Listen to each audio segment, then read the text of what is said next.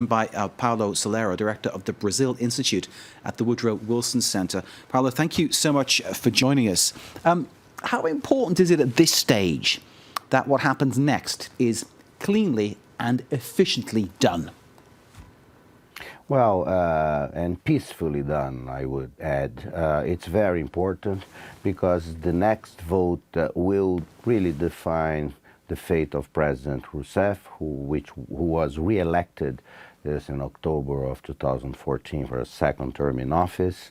The vote is now expected to be really for impeachment. One of the important parties that were in her coalition after the departure of the main partner, PMDB, this party called the Progressive Party, is about to announce also that it is disembarking, and under those circumstances it looks very, very unlikely that the president will be able to avoid a vote by at least 342 members of the lower house impeaching her.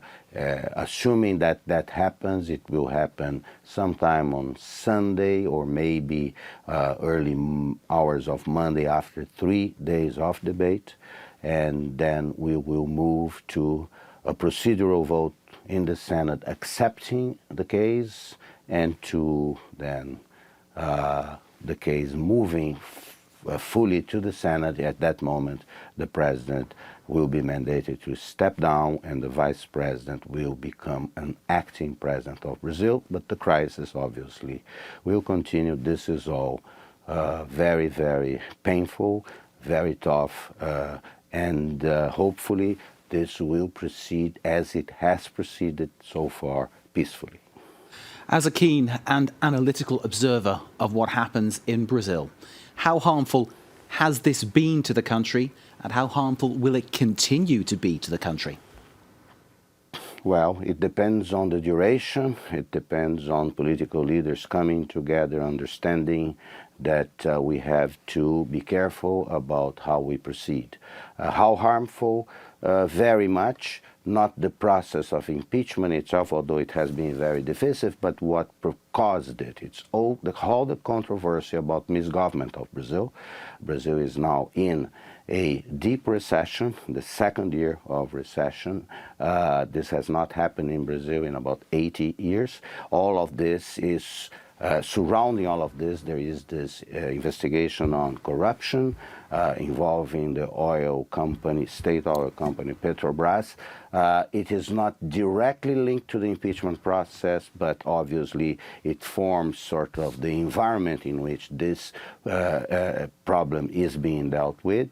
And, well, Brazil has lost 2 million jobs. The recession continues, hopefully, and this is what the markets are telling right now, that they will welcome the departure of President Dilma Roussef and the opening of a new phase that will be very tough, because the main problem that has caused the crisis and prevented Brazil from recovering is fiscal imbalance, is the lack of some fundamental reforms that Brazil has delayed. They are all very painful, they are very complicated, but very necessary. Paulo Sotero from the Wilson Center's Brazil Institute, thank you, sir, very much for that analysis. Thank you for your time. Thank you, sir, for joining us. And of course, I suspect and I hope we'll be speaking again between now and the vote which happens this Sunday for the impeachment or not of Dilma Roussef.